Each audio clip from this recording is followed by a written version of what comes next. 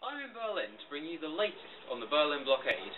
In case you didn't know, it is where Stalin is stopping us from getting across to Berlin by canal, road or rail.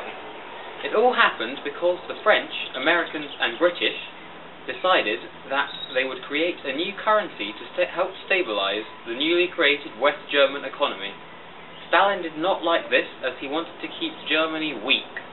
This proved a problem for us because the three countries wanted to keep providing West Berlin with food and other supplies. They couldn't use any force, or Stalin would assume that they were declaring war on him, and they would be blamed as the aggressors. But they had to react in some way, or Stalin would assume that they never would react, and he would start asking Eastern Europe for other things.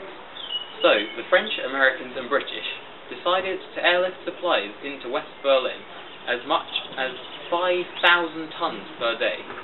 There are planes landing once every 3 minutes to keep these city supplied.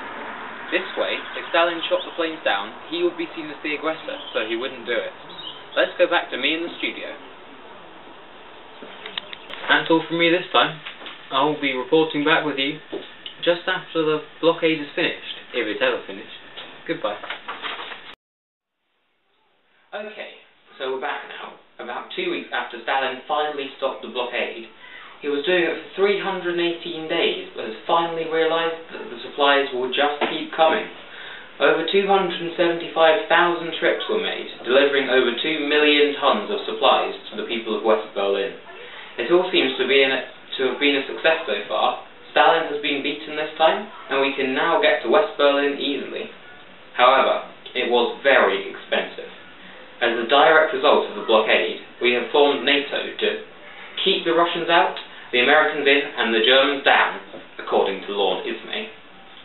See you next time. So, back to me in the studio. That's all from me this time. If anything else happens to happen, I'll be back with you. Goodbye.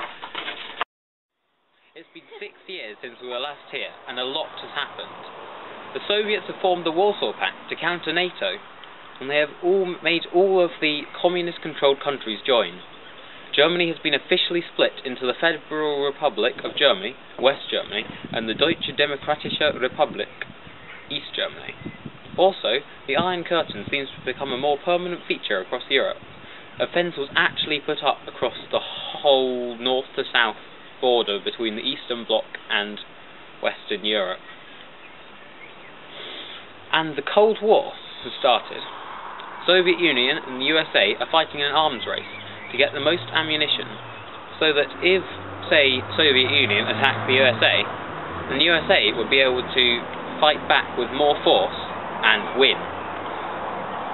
They are also racing for many other things, as they don't actually wish to fight, because this would be nuclear and that would be very bad for the whole world. That's all from me, so back to me in the studio. I'll see you later. Goodbye. That's all from me. I don't think I'll be reporting back for you again, so goodbye.